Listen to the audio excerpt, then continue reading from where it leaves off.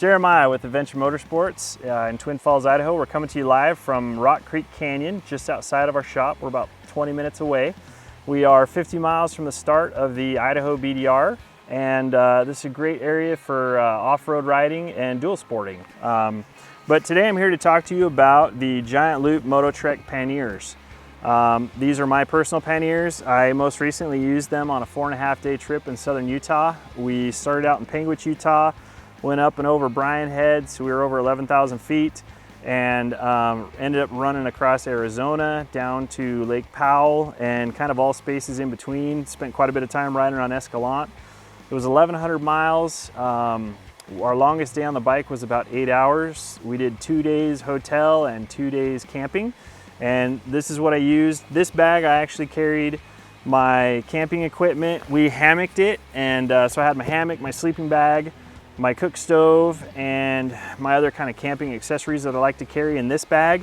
In the other bag, I had my extra layers and my extra shoes for when I was off the bike, and I carried the food in that bag. And these two bags worked out well for that size trip. What I really like about the bag is the adjustability. I can adjust them horizontally, so if I don't have a lot of stuff, I can kind of shrink it horizontally. Vertically, it has the roll top seal, which is really nice because if you add extra stuff, you can unroll it and you have room to carry extra gear. If that's not enough room, you also have the straps on top that you can carry extra gear rolled up underneath.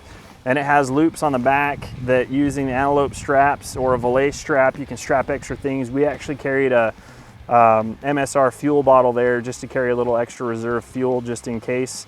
But really handy that way. With all the off-roading that we did, I did have a couple low-speed tip overs. One of them was, two of them actually were going through the hole in the rock trail. We didn't realize there had been a monsoonal flood the day before we got there.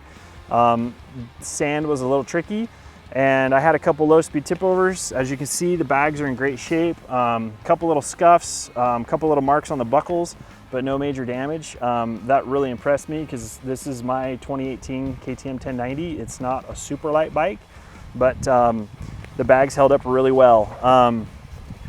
The waterproofness, we didn't have any rain on our trip. Like I say, we missed the monsoon, but we did have some pretty deep creek crossings. Didn't have any water come through any of the seams, and as long as you keep the roll top rolled up, I'm confident that you're not gonna get any water in the top end either.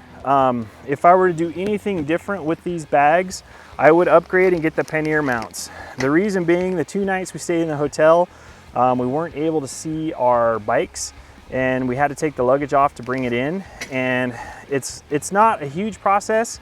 There's 4 loops that you have to undo, but 4 loops times 2 becomes 8, and it just takes a little bit more time. And when you're tired after a long day on the bike, it's one more thing, and then in the morning you have to redo it. And when they're full, it's sometimes a little bit harder to put them on.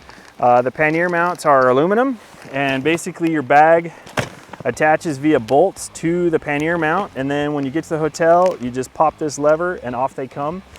That'll be my next addition to the bags, because just for the sheer fact of convenience. And then it does add a little bit more stability on the back of the bag, so that if you were on a different bike with a tubular frame, it could make it a little more rigid. Whereas some bikes, if the tubular frame is different, it might not be as stable.